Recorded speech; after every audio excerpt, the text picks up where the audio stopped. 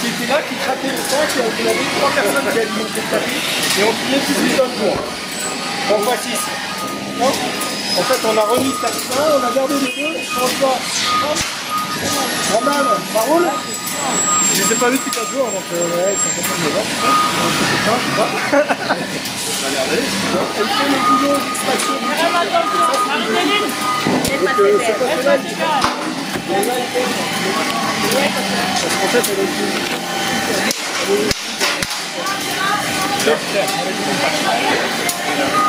Ouais, il faut. Alors, Mini.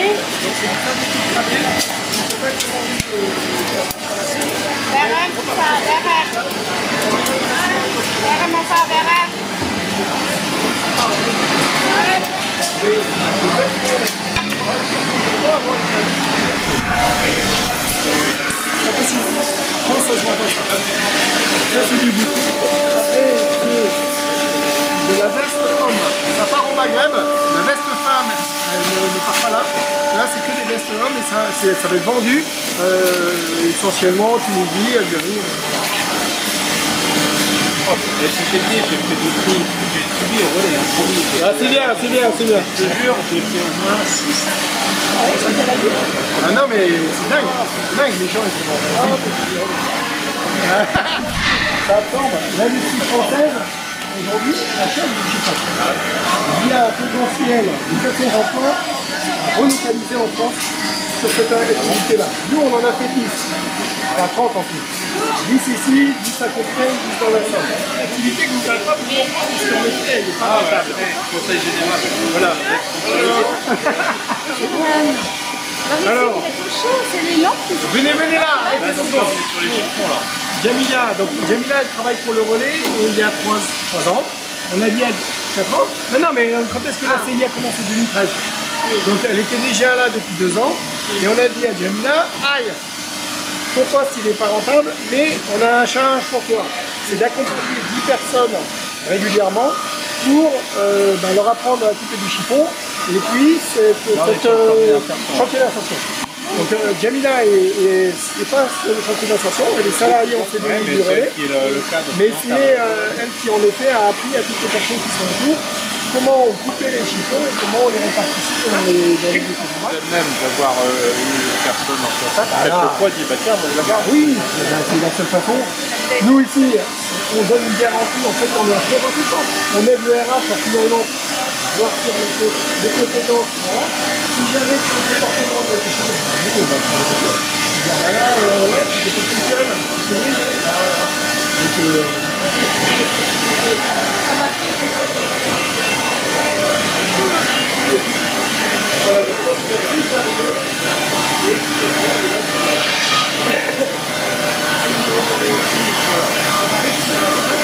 Là, par contre, on connaît, c'est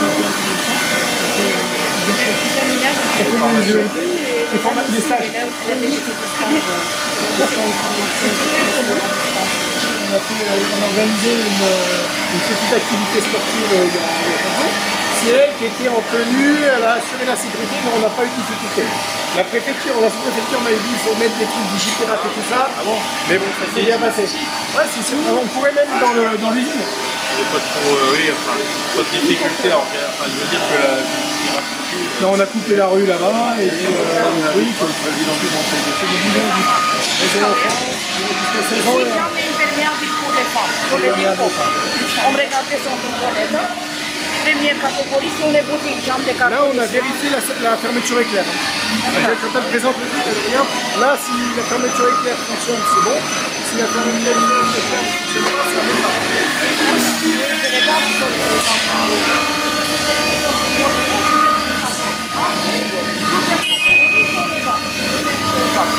Après, ici, j'aime les données, parce que je vais changer. J'aime les mousses. Les mousses qui sont ça. C'est de la banane. c'est trop fatigué pour être vendu en France. C'est bien chaud, oui. Ça, c'est vert. Donc, on le fait la vérité et ça va dans le mais 600 mètres carrés.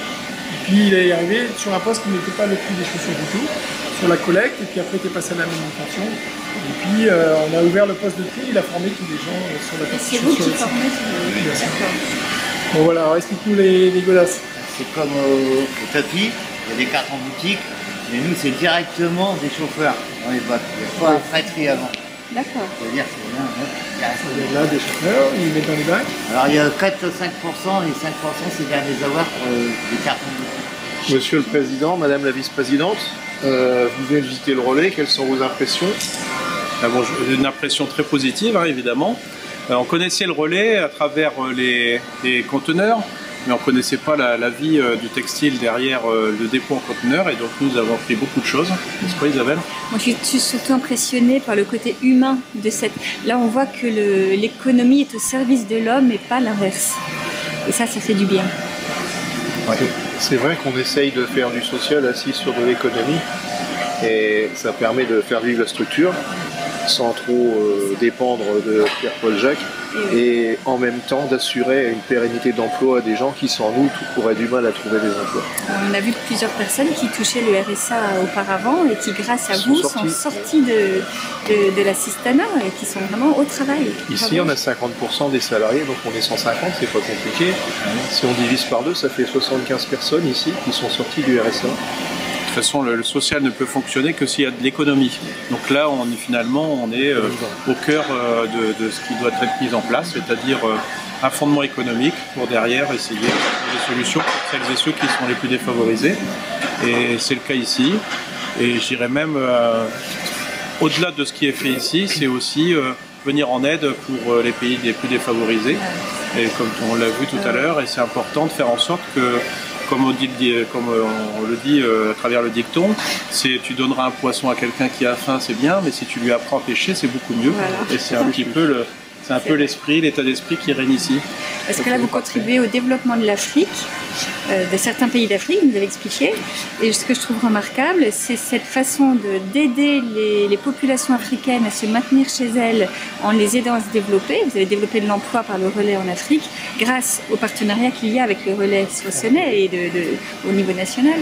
Et voilà, tout le monde s'y retrouve et c'est bravo. Oui, et on espère que dans les mois qui viennent, il y aura encore davantage de moyens qui seront donnés à l'économie solidaire et sociale en général.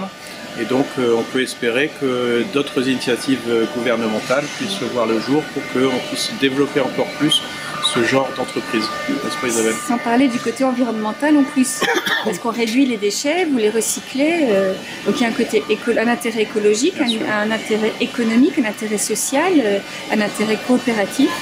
Il faut savoir qu'actuellement, donc, les collecteurs de textiles, tous opérateurs confondus, collectent 200 000 tonnes par an au niveau national.